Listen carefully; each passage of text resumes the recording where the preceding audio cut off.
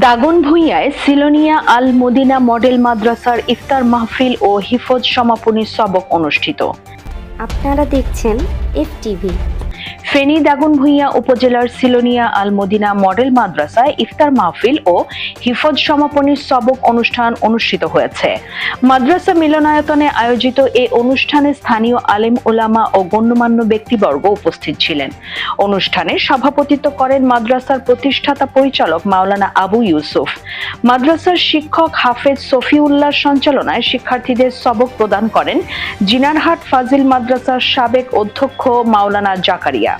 এ সময় বক্তব্য রাখেন বিশিষ্ট রাজনীতিবিদ অলিউল্লাহ এবং জয়নগর ওয়াজিদিয়া মাদ্রাসার ভাইস প্রিন্সিপাল আবুল খায়ের নোমান।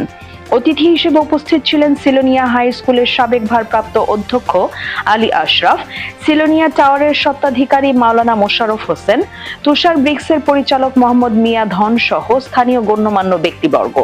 অনুষ্ঠানে হিফজ সম্পন্নকারী 2 জন শিক্ষার্থীকে পাগড়ি ও ফুলের মালা পরিয়ে সংবর্ধনা প্রদান করা হয়। শেষে দোয়া ও মোনাজাতের মধ্য দিয়ে উপস্থিত মুসল্লিরা ইফতার গ্রহণ করেন।